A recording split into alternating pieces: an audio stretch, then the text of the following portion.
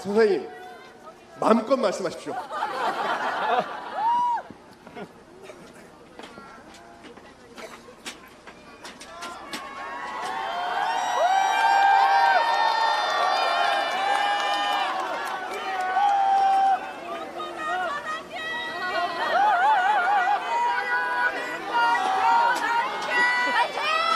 I am 크리스찬 전한길입니다. 저는 오늘 제가 믿는 하나님의 말씀이 담긴 성경책에 손을 얹고 기도하는 마음으로 시작하겠습니다.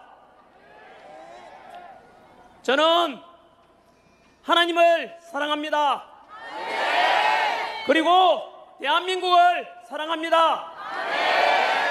이렇게 기독교든 가톨릭이든 불교든 종교의 자유가 있고 표현의 자유가 있는 자유 대한민국이 좋고, 종교의 자유가 없고 사상과 표현의 자유가 없는 중국과 전체주의 공산주의 북한 공산 정권은 싫습니다. 저는 오늘 처음으로 대통령 탄핵 반대 집회에 참석했습니다. 너무 늦게 나타나서 죄송하고, 대한민국을 다시 살려내고 굳건한 한미동맹 속에서 전쟁을 막고 평화로운 대한민국을 우리 2030 세대들에게 물려주기 위해서 어느 것이 옳은지, 무엇이 진실인지, 무엇이 공의로운지, 무엇을 해야만 하는지를 먼저 깨닫고 진작부터 집회에 참석해서 목이 터져라, 탄핵을 반대한다, 탄핵을 반대한다 외쳤던 깨어있는 우리 모든 시민 여러분께 늦게 합류해서 죄송하다는 말씀과 함께 먼저 나와서 싸워주신 것에 대해서 대단히 감사하다는 말씀을 드립니다.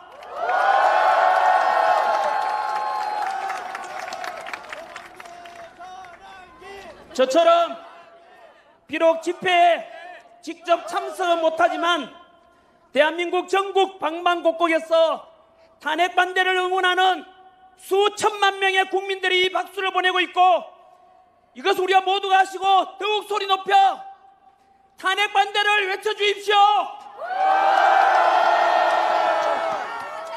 이 추운 겨울 차가운 아스팔트 위에서 대통령에 대한 탄핵과 망신주기식 무리한 체포와 구속에 맞서고, 공정하지 못한 재판에 맞서고, 왜곡 보도하는 거대한 언론 권력에 맞서서 침몰하려는 우리 대한민국을 살려내고자 탄핵 반대를 외치고 용감하게 싸워주신 여러분들 덕분에 국민들도 진실을 알게 되었고, 비상계엄 직후에 10%밖에 되지 않던 대통령 지지율이 현재 마의 벽이라 했던 40%를 넘었고, 오늘이 지나면 50%를 넘게 될 것이고,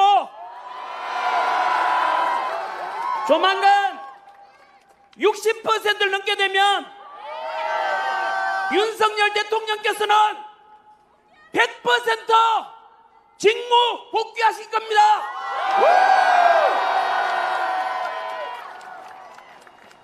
헌법재판소 이미선 재판관께서 말씀하셨습니다. 헌재는 여당과 야당을 떠나 오직 국민만 바라보고 간다라고 말씀하셨습니다. 이 말이 무슨 뜻인지 아십니까? 대통령의 지지율이 올라가고 직무 복귀를 바라는 국민이 많아진다면 기꺼이 탄핵 기각 심판을 하겠다는 뜻 아니겠습니까?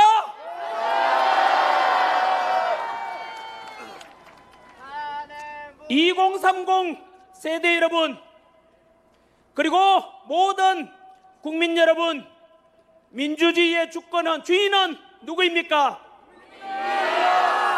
우리 헌법 1조에서 대한민국은 민주공화국이고 모든 주권은 국민에게 있고 모든 권력은 국민으로부터 나온다 라고 되어 있습니다.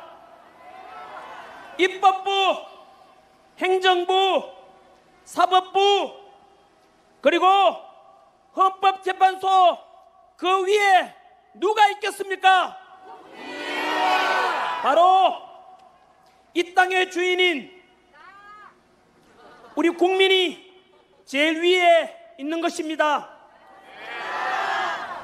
오늘 우리 이 탄핵 반대 집회 역시 대한민국의 주인으로서 부당한 권력과 부당한 공격과 절차적 정의를 상실한 권력에 맞서고 왜곡 편파 보도 언론에 맞서서 떳떳하게 우리 주권을 되찾고 대통령을 직무 복귀시켜서 보다 더 강력한 대한민국, 보다 더 살기 좋은 우리 대한민국을 함께 만들어가야 되지 않겠습니까?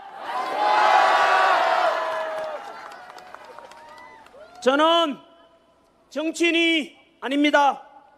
지난 26년 동안 수능 강의와 공문 강의를 통해서 2030 세대들을 가르치면서 살아온 한국사 강사입니다. 한국사 강의를 하면서 대한민국을 사랑하고 대한민국 국민으로서 늘 자부심을 가지고 살아가라 라고 가르쳤습니다. 우리는 아픈 역사를 가지고 있습니다. 35년간의 일제 식민 지배를 겪었고 연이어 동족 상잔의 비극 6.25 전쟁으로 무려 300만 명 이상 희생되는 전쟁을 치렀습니다. 이렇게 식민 지배와 전쟁으로 전 세계에서 가장 가난했던 나라가 석유 한 방울 하나 나지 않고 지하 자원 하나 나지 않는 이 나라에서 놀랍게도 현재 세계 198개국 중에서 경제력 12위, 군사력 5위, 제조업 강국 5위, 국력은 우리를 오랫동안 식민 지배를 했던 일본을 넘었습니다. 그리고 지난해 수출액은 6,800억 달러로 사상 최고치를 경신하였고 이 어려운 세계 경제 상황 속에서도 무려 국제 무역 수지 500억 달러 흑자를 기록하였습니다. 이런 위대한 대한민국 자랑스럽지 않습니까? 자랑스럽습니다. 우리 국민 대단하지 않습니까? 대단합니다. 이렇게 세계 최빈국에서 국력 6위에 오를 수 있던 것은 바로 당신께서는 못 먹고 못 입고 못 누리고 오직 국가와 가정과 자식 세대들 먹고 살게 하려고 불철주야 희생하고 헌신하신 우리 부모 세대의 땀과 노력 덕분 아니겠습니까? 맞습니다. 이제 늙어서 주름은 깊어지고 기력은 약해졌지만 우리는 우리를 위해서 헌신하신 우리 부모 세대, 할아버지 할머니 세대의 감사함을 잊어서는 안 될 것입니다. 저희 아버지, 어머니 역시 일평생 동안 가난 속에서 농사 짓고 오직 자식 위해서 고생만 하시다가 저희 아버지께서는 호강 한번 하지 못해 보시고 이미 하늘나라에 가셨고 시골에는 저희 어머니 홀로 계십니다. 우리 2030 세대 여러분, 그리고 저와 같은 4050 세대 여러분 모두 같은 마음으로 우리 자식들 위해서 헌신하신 우리 지금의 대한민국을 이만큼 먹고 살게 만들어주신 우리 부모 세대분들, 그리고 할아버지 할머니 세대분들에게 감사의 뜻으로 박수를 한번 크게 올려주십시오. 감사합니다. 그리고 아버지 어머니께서 살아계신다면 목숨을 다해 효도하십시오. 그리고 지금까지 한 손에는 태극기 들고 한 손에는 성조기 들고 오직 대한민국과 든든한 한미동맹을 위해서 애써주셨던 우리 어르신분들께 사실은 저도 좀 삐딱하게 봐왔던 것에 대해서 사과드리고 용서를 구합니다. 어르신들의 행동이 실천이 옳았습니다. 우리 실천해 주시고 오직 애국의 마음으로 직접 현장에 나와 주시고 목소리 내주신 어르신들 덕분에 지금 우리가 있으니 이제 오늘 또 지금은 다행히도 둘러보시면은 이제는 2030 세대분들이 더 많습니다.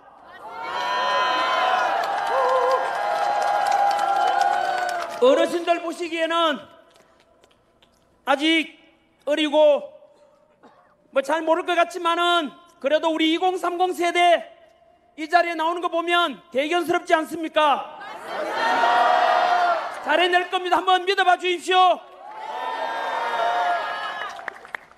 이제 21세기 첨단 디지털 시대에 좌파 우파를 넘고 진보 보수를 넘어서 보다 더 합리적이고 공정하고 상식이 존중되는 멋진 대한민국을 우리 2030 세대들이 만들어갈 것이라 믿어보겠습니다. 이번에는 우리 어르신들께서 미래를 이끌어가고 대한민국의 새로운 주인이 될 2030 세대들의 용기와 격려를 위해 박수를 한번 쳐주십시오.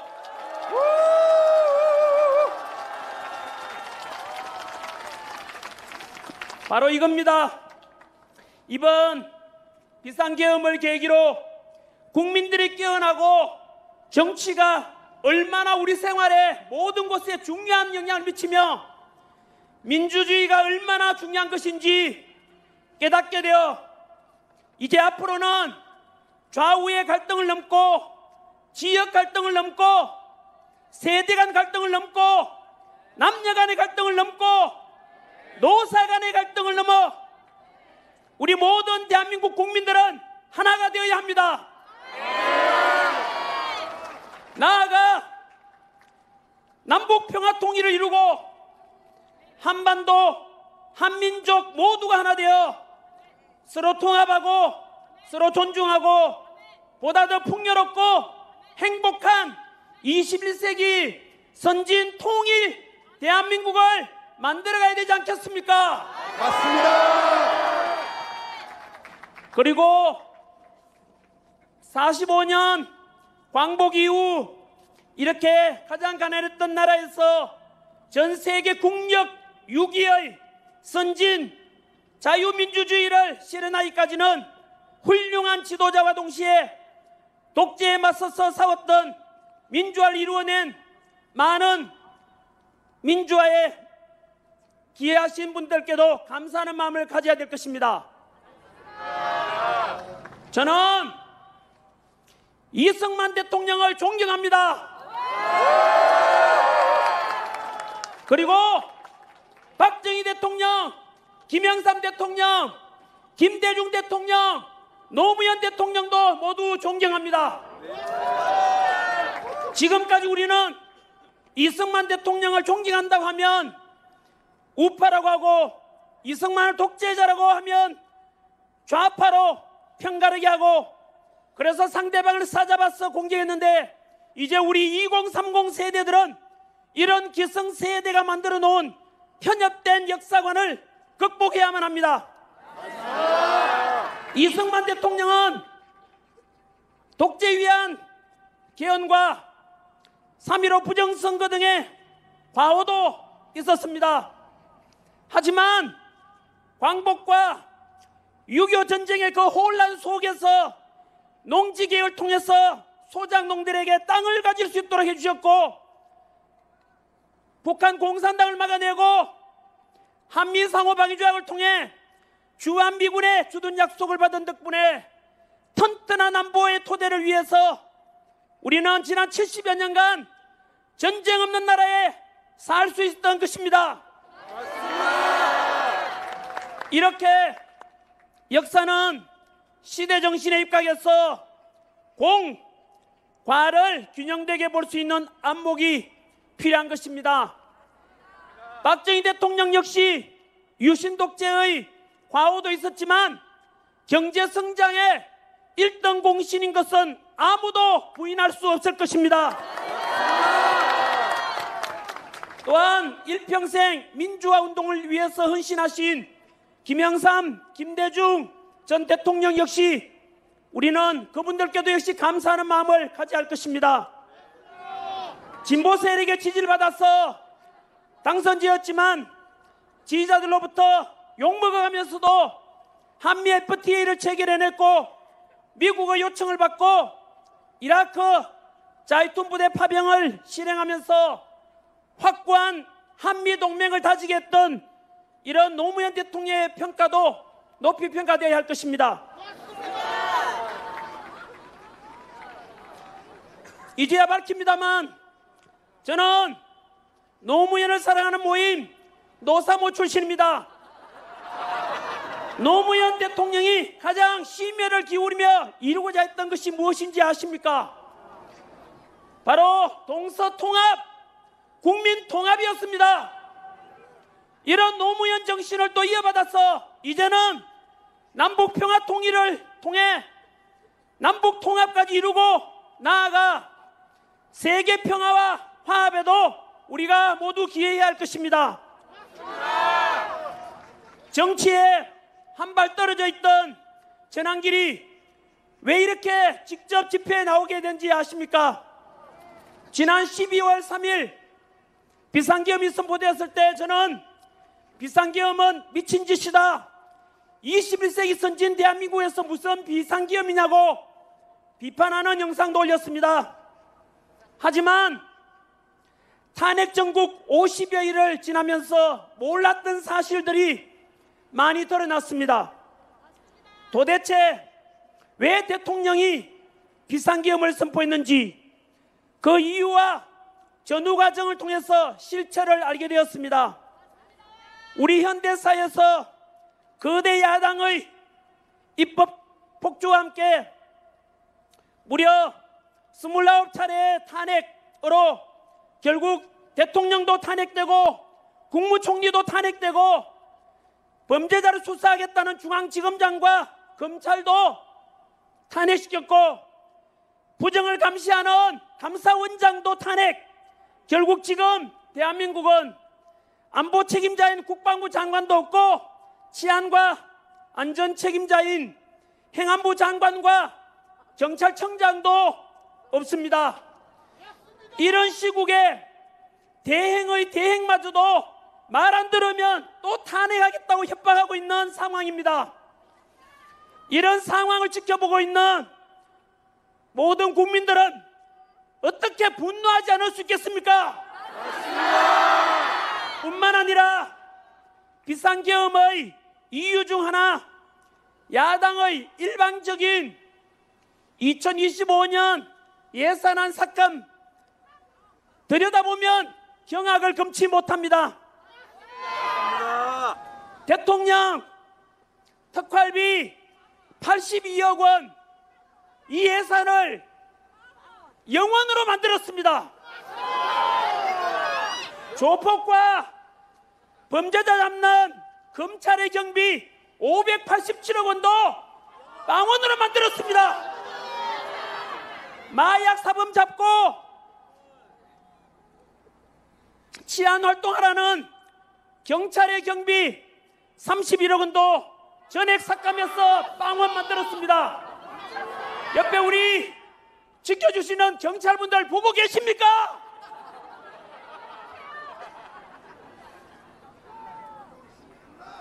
청년 일자리 지원과 육성 예산 15억 원마저도 삭감하고, 더 충격적인 것은 요즘 병장 급여 인상으로 상대적으로 직업군인 사기가 너무 바닥인데, 그래서 편성한 초급 간부의 처우 개선 예산 141억 원도 삭감했습니다. 맞습니다. 이런 것을 보면서 과연 야당은 예산 삭감한 이유가 진정으로 국민을 위한 것이 맞습니까? 아니, 이렇게 대통령 경비 82억 원 전액을 삭감해서 빵원으로 만들어버린다는 것은, 가정으로 치면 돈 하나도 안 주고 집안 살림 살아라, 그것도 살기 싫으면 그냥 집 나가라는 것과 무엇이 다르겠습니까? 대통령도 우리 국민이 뽑은 대표입니다.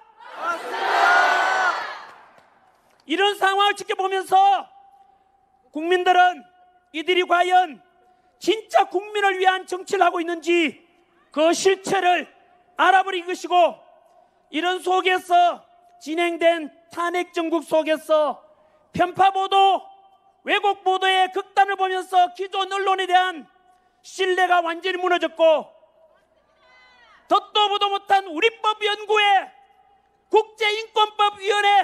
국제인권법연구회라고 하는 사법부 내에 정치적으로 편향된 재판을 일삼는 판사들도 알게 되었습니다. 공수처와 서부지법의 이상한 영장 발부와 판결을 보면서 상식적으로 납득이 되지 않는 현직 대통령에 대한 예우는 하나도 없고, 일반 서민보다 더 잔인하게 온 세계가 지켜보는 가운데서 보여주기식 체포와 구속, 그렇게 법이 이상하게 집행되는 것을 보고 우리는 전 세계적으로부터 국제적인 비웃음거리가 되었습니다. 이들의 행태를 통해서 다시 한 번 더 그들의 본질도 알게 되었습니다. 그들은 공정한 법 집행보다는 오직 자신들의 이익을 위한다는 것을 알게 되었고, 그 와중에 다들 아시다시피 용산 대통령 관저 체포가 진행될 때 관저 밖에는 양쪽 시민들이 극단적으로 대치하고 있었고, 관저 입구에는 공수처 지시를 받은 경찰과 경호처 함께 무력 충돌 직전까지 대치하던 때 절대로 우리 국민을 다치게 할 수는 없다. 경찰도 경호처도 모두 우리 소중한 우리 국민인데 차라리 내가 잡혀가겠다. 이렇게 윤석열 대통령께서는 본인 스스로 희생을 선택했습니다. 저는 그때서야 진정으로 누가 대한민국을 사랑하는 사람인지, 누가 더 국민을 진정으로 사랑하고 있는지, 누가 더 스스로 더 희생하려고 하는지 정확히 진실을 알게 되었습니다. 대통령께서 우리를 사랑한다면 우리 역시 사랑으로, 대통령에 대한 사랑으로 보답해야 되지 않겠습니까?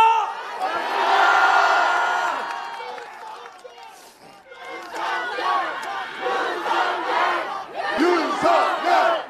윤석열! 윤석열! 더 크게! 윤석열! 윤석열! 윤석열! 윤석열! 윤석열! 우리 갇혀 계신 윤석열 대한민국 대통령님, 대통령님을 사랑하고 응원하는 목소리 들리십니까? 윤석열 대통령님 힘내십시오. 우리가 있습니다.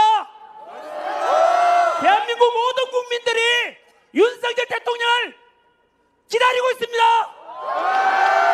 응원합니다.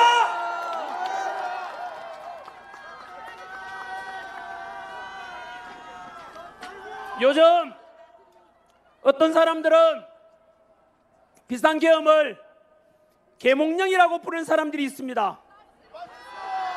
비상계엄과 대통령 탄핵 후 야당에서는 내란이라고 하고 대통령께서는 그에 맞서 입법 독주와 행정부를 마비시키고 29회의 탄핵과 일방적인 예산 삭감, 이러한 국회의 폐악질을 국민에게 호소하고자 선포한 합법적인 계엄이라고 맞서고 있습니다.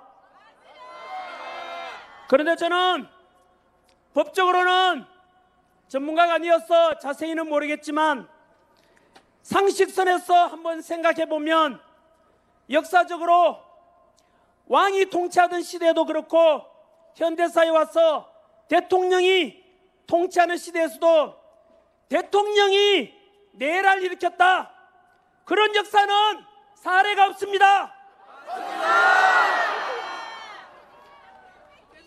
계엄군 동원도 3만 5천 명이 동원되었던 5.16 군사정변, 2만여 명이 동원되었던 12.12 사태 등과 비교해 봤을 때 10분의 1이 아니라 100분의 1밖에 안 되는 인원이라서 국회를 장악하려면 최소 수천 명은 동원돼야 할 텐데 기껏 국회의원 수보다 더 적은 280명, 선관위에 297명이 동원되었고 거기다가 실탄도 장전되어 있지 않았습니다. 그리고 계엄 선포 후 불과 2시간 만에 대통령은 국회의 계엄 해제 요구에 따라서, 의결에 따라서 당연히 법을 따라야 한다면서 6시간 만에 비상계엄은 없어졌습니다. 아마도 일찍 잠든 분들은 자고 일어나 보니 뉴스 보니까 간밤에 계엄의 시작과 끝이 모두 난 상태라는 것을 알게 됐을 겁니다. 아무튼 저는 분명히 비상계엄은 잘못되었다라고 생각은 합니다. 하지만 재판을 끝내봐야 할 것이므로 많은 국민들이 계몽령이라 하기도 하는데 여러분들께서는 어떻게 생각하시는지 모르겠습니다. 저는 앞에 수많은 사례들을 통해서도 분명히 우리 국민들은 그동안 수면 밑에서 감추어졌던 엄밀하고 또 우리가 무시고 넘겼던 것들이 이번 비상계엄 계기로 다 모든 것이 드러나면서 우리는 실체를 보게 되었고 진실을 보게 되었고, 그래서 국민들이 지금 다시 일어났고 이 속에서 비상계엄 그리고 탄핵에 대한 찬성 집회들은 지금 반대 집회보다 인원이 없지 않습니까? 맞습니다. 국민 여러분, 탄핵 반대 목소리가 들리십니까? 맞습니다. 국민들이 이제 깨어났다는 뜻입니다. 맞습니다. 이러니까 계몽령이 저는 맞다고 생각합니다.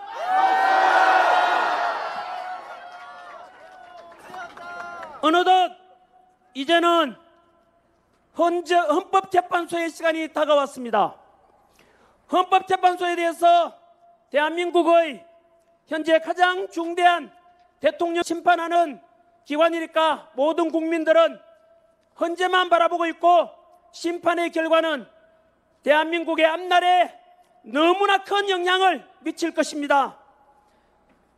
부디 헌재만큼은 공수처나 서부지방법처럼 정치적인 오해를 사지 않도록 오직 법과 양심에 따라서 올바른 판단해 주기를 모든 국민들이 바라보고 있고, 그래서 다시 헌재의 권위를 되찾을 수 있기를 모두가 바라고 있습니다.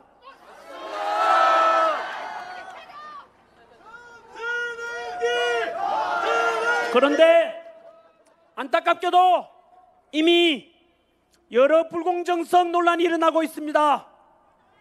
먼저 국회 탄핵소추단이 헌법재판소에 대통령 탄핵심판소추 사유에서 형법상 내란죄에 해당되는 부분을 제외한 것을 두고서 논란이 본격화되었습니다. 국회에서 대통령 탄핵 가결시킬 때 가장 큰 내란 혐의로 국회에서 통과시켰는데 지금 와서 내란죄를 뺀다면 당연히 헌재에서는 대통령 탄핵소추안은 기각심판하고 국회로 돌려보내서 탄핵소추를 다시 하라고 하는 것이 상식 아니겠습니까? 짜장면을 시켰는데 짜장면은 안 나오고 단무지만 나왔습니다. 그런데도 그 단무지가 짜장면이니까 그냥 먹으라 한다면 어느 누가 납득을 하겠습니까?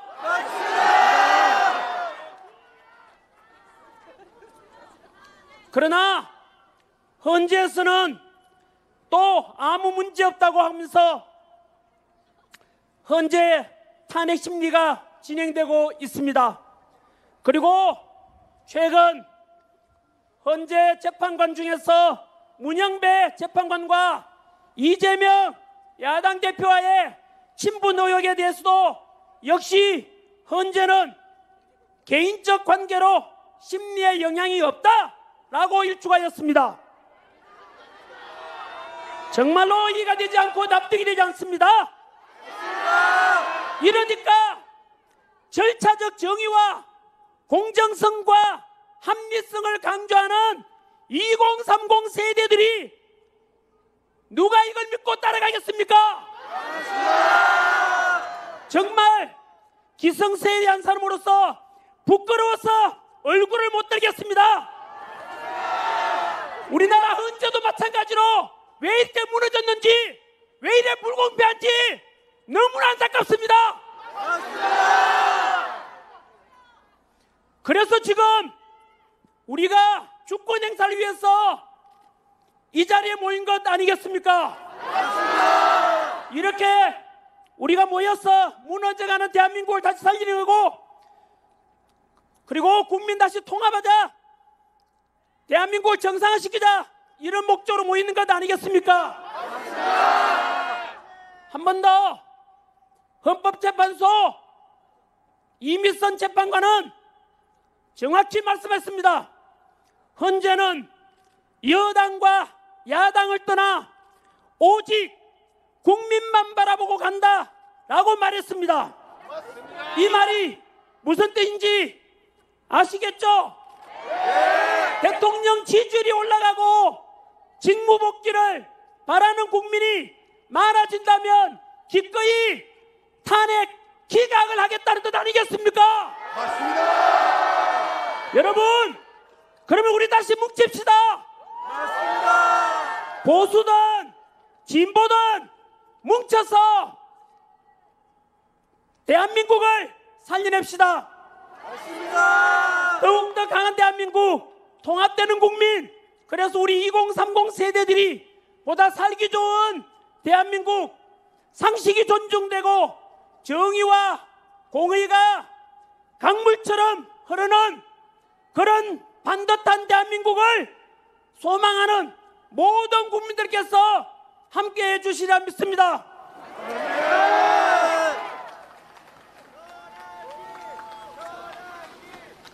한 번 더 강조드립니다.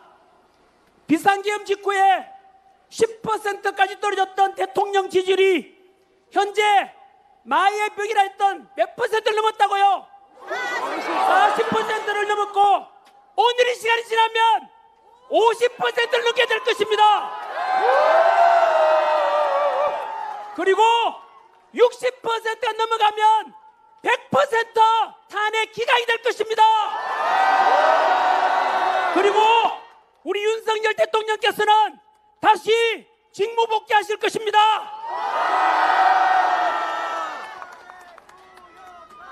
특별히 민주화를 사랑하는 우리 전라도 광주 시민 여러분께 호소합니다. 독재에 맞서서 민주화를 이뤄낸 주인공들 아닙니까? 저도 광주 망월동 묘지에 여러 번 갔었습니다. 5.18 광주 민주화운동 때 희생된 분들께 여러분들 덕분에, 희생 덕분에 지금의 대한민국 민주화가 앞당겨졌다라고 감사함을 잊지 않겠다라고 다짐했습니다. 전라도 우리 광주 시민 여러분, 지금 야당의 행태를 보십시오. 입법 독재와 일방적인 예선 삭감, 그리고 이로 인한 행정부를 마비시키고 대통령 탄핵과 29번의 탄핵, 이게 과연 민주적이고 말이 되는 이야기입니까? 맞습니다. 거기다가 최근 들어와서 야당에 대한 지지율이 떨어지니까 그 여론조사하는 기관을 협박해서 이제 국민의 여론 눈과 귀마저도 가리려고 하고 있고, 카톡 검열이라는 현대사회에서 우리 민주화된 대한민국에서 상상도 할 수 없는 표현의 자유를 막고자 하는 것. 여러분, 최근에는 대통령께서 비상계엄에 선포하실 때 국회보다 우리 선관위에 더 많은 계엄군을 보냈지 않습니까? 다 합쳐도 기껏해가 얼마 안 됩니다. 아까 말씀드렸지 않습니까? 5.16 군사정변 때 35,000명, 12.12 사태 때 2만여 명, 국회에 보내진 거, 우리 국회 얼마나 큽니까? 저게 기껏해서 280명, 100분의 1도 안 됩니다, 여러분. 선관위 297명 갔다 해도 마찬가지입니다, 여러분. 이게 무슨 내란입니까? 초등학생 수준만 되어도 판단이 될 겁니다. 상식적으로 생각해도 국회를 장악하고 헌정을 중단시키지 않는다면 수천 명은 최소한 국회에 보내야 되지 않겠습니까? 맞습니다. 여러분, 며칠 전에는 전한결도 마찬가지로 이러한 선관위의 부정선거에 대한 의혹, 그동안 음모론이다라고 했지만 실제로 제가 조사해 보니까 너무나 많은 의혹과 의심을 살 만한 내용이 많았습니다. 그 부정선거 의혹은 이재명 야당 대표도 부정선거 의혹이 있을 수 있다고 말씀한 적이 있습니다.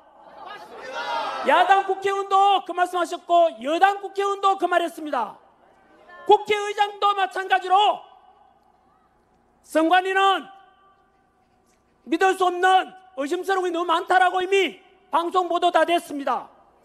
저 역시 마찬가지로 선관위에 과거에 있었던 너무나 많은 비리들, 1200명이 넘는 인사채용 문제와 비리, 저는 제 수업을 듣고 구급 공무원들 가서 선관위에 근무하려는 목숨 걸고 공부하는 그 수업을 생각하면은 이런 것을 들으면은 진짜 피가 거꾸로 솟습니다.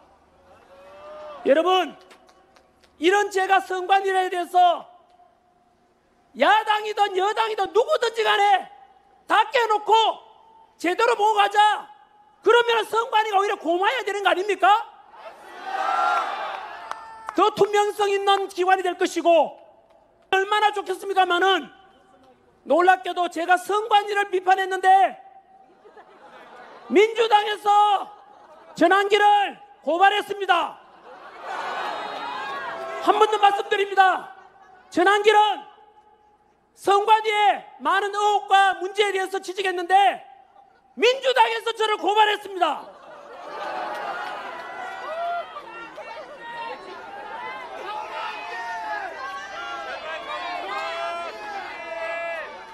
이게 과연 대한민국에서, 선진화된 대한민국에서 과연 민주당이라 이런 말은 그 당에서 이런 짓을 할 수가 있습니까? 어떻게 국민들의 대상으로 카카오톡 금지를 하고 입틀막해서 표현의 자유마저도 막고자 하는 것 보면 이게 과연 진심으로 민주당 맞는지 의심스럽습니다. 그리고 70년대, 80년대, 우리 90년대 민주화 운동을 해오신 분들께 여쭙고 싶습니다.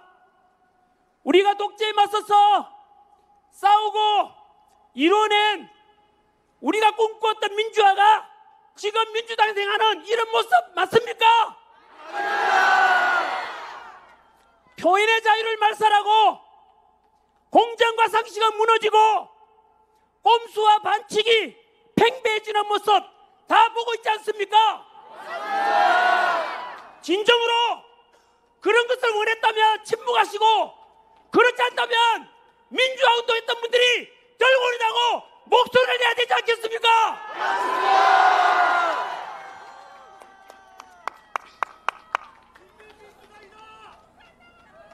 우리 전 대통령 김대중 대통령께서도 그런 말씀하셨지 않습니까? 행동하지 않는 양심은 악의 편이다.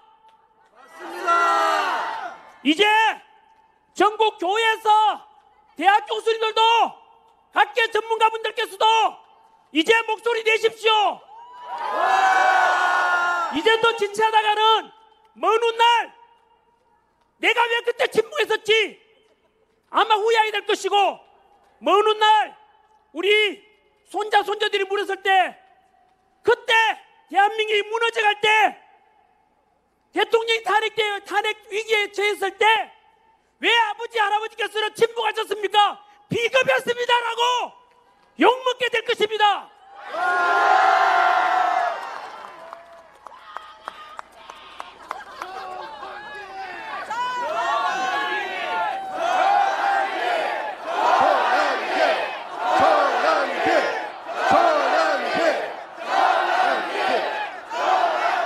끝으로 이번 대통령 탄핵으로 가장 가까운 우방국 미국의 트럼프 대통령 취임식에도 참석하지 못한 우리 대통령님을 대신해서 우리 국민의 뜻과 목소리를 트럼프 대통령께 전달하고자 합니다. 아마도 자막으로 영상 올라온다면 트럼프 대통령과 미국 국민들도 보게 될 것입니다. 트럼프 대통령님, 제47대 대통령 취임을 축하드립니다. 우리 대한민국 윤석열 대통령과 모든 국민들은 미국을 사랑합니다. 그리고 우리 평화를 지켜주고 계시는 주한미군을 사랑합니다. 그리고 트럼프 대통령을 지지합니다. 우리 대한민국과 미국은 지난 70여 년간 군사적 동맹과 경제적 협력을 통해서 상호 우호와 협력 속에서 가장 가까운 우방으로 튼튼한 신뢰관계를 유지해 왔습니다. 우리 대한민국이 북한 공산당의 침략을 받았을 때 유엔군 이름으로 메가더 장군을 비롯한 미군이 와서 우리 대한민국이 공산화되는 것을 막아주었습니다. 그 전쟁 속에서 사망자 36,574명, 부상자 103,284명, 포로와 실종자 7,926명, 합계 희생된 미군 희생자 14만 7,784명의 미군이 북한 공산당과 싸우다가 희생된 것을 우리는 절대 잊지 않고 기억하고 있으며, 이분들의 희생과 주한미군이 지켜준 덕분에 지난 70여 년간 우리 대한민국은 공산당과 맞서서 이길 수 있었고, 지금까지 평화를 유지하고 있습니다. 트럼프 대통령님, 아시다시피 안타깝게도 우리 대한민국의 대통령께서는 현재 야당의 일방적인 공격을 받고 현재 탄핵소추 심판과 내란 혐의로 수사를 받고 있습니다. 그래서 취임식 날 우리 트럼프 대통령과 우리 대통령께서 가장 가까운 옆자리에 앉아서 취임식 축하를 해드렸어야 하는데 그렇게 하지 못했습니다. 아마도 트럼프 대통령께서도 같은 마음이었을 것이라 생각합니다. 트럼프 대통령님, 우리 대한민국 국민들은 현명하며 성숙된 민주화의식을 가지고 있기 때문에 지금의 탄핵 정국도 무사히 잘 극복해낼 것입니다. 그러나 조금만 기다려 주십시오. 갇힌 윤석열 대통령의 지지율이 현재 50%를 넘어가고 조만간 탄핵이 기각되면 대통령 직무 복귀를 하게 될 것입니다. 복귀하게 되면 최대한 빠른 시일 내에 두 정상이 만나서 남북관계의 평화와 나아가 동북아시아, 더 나아가 세계의 평화를 위해서 함께 협력하는 자리를 만들어 주십시오. 한 번 더 트럼프 대통령의 취임을 축하드리며 우리 대한민국은 지금까지 가장 돈독한 신뢰 속에서 함께해온 한미관계처럼 앞으로도 언제나 상호 협력을 통해서 세계의 평화에 기여하고, 그래서 재임 기간 동안에 노벨 평화상을 우리 윤석열 대통령과 두 분이서 함께 나란히 수상할 수 있기를 소망하고 기도하겠습니다. 우리 국민 여러분, 트럼프 대통령이 들을 수 있도록 트럼프! 트럼프! 외쳐주십시오. 트럼프! 트럼프! 트럼프! 파이트! 파이트! 파이트! 다 함께 외치겠습니다. 파이트! 파이트! 파이트! 네, 우리 소망과 기도는 하나님께서 꼭 전달해 주리라 믿고 응답 있을 것이라 확신합니다. 앞으로도 더 많이 기도해 주십시오. 이제 제 강연을 마무리 짓고자 합니다. 저는 2030 세대들과 모든 국민 여러분들께 한 번 더 호소합니다. 지금의 대한민국은 비상계엄과 탄핵 정국 속에서 정치적, 경제적, 군사적 모든 면에서 가장 위기에 처해 있습니다. 이럴 때일수록 우리는 무조건 뭉쳐야 합니다. 97년 IMF 외환 위기 때도 우리 국민 모두는 하나같이 집에 있는 금반지, 돌반지 다 가져나와서 금목운동해서 전 세계에서 놀랄 정도로 빨리 극복해냈습니다. 2002년 월드컵 때도 모든 국민이 하나가 되어서 응원하고 박수치고 함께 뭉쳤던 기억이 있을 것입니다. 우리 대한민국 국민들은 위대합니다. 다시 뭉칠 수 있고 다시 일어날 수 있습니다. 전 세계 국력 6위, 이런 위대한 대한민국 국민들 다시 뭉쳐서 다시 한 번 더 일어나 봅시다. 기업하시는 분들 힘내십시오. 근로자 여러분들 힘내십시오. 대한민국 다시 일어날 것입니다. 그래서 다시 한 번 우리 허리띠 졸라매고 대통령 복귀하시면 다 함께 즐거운 마음으로 신바람 나게 대한민국 덩실덩실 춤을 추고 다시 한 번 더 뭉쳐봅시다. 여러분, 지역을 넘어 세대를 넘어 노사를 넘어 모두가 통합하고 남녀 모두 통합하고 한 번 더 뭉쳐봅시다. 우리 대한민국 국민들은 강합니다. 이번 어려움도 어떤 어려움도 극복해낼 것입니다. 2030 세대 여러분들 다시 한 번 더 힘내십시오. 우리도 청년 세대를 믿고 2030 세대들은 우리 4950, 6070 세대도 안 믿어보십시오.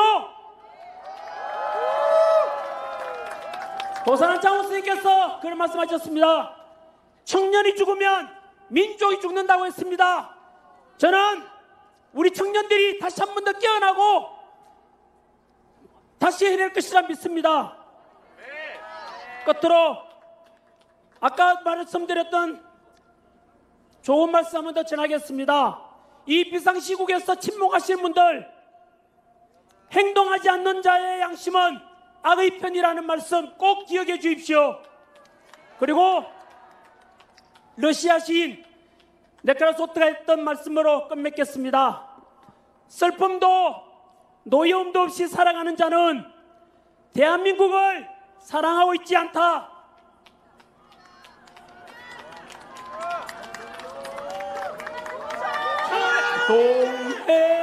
동해물과 백두산이 마르고 닳도록 다 함께 일어나서 역할 부르겠습니다. 하느님이 보호하사 우리나라 만세 무궁화 삼천리 화려한 산 대한 사랑 대한으로 길이 보전하세. 감사합니다. 싸우자! 싸우자! 싸우자! 싸우자! 이기자! 이기자! 이기자! 이기자! 이기자! 이기자! 전한길 선생님입니다. 2030이 주인되는 새로운 대한민국 전한길! 전한길! 전한길! 전한길!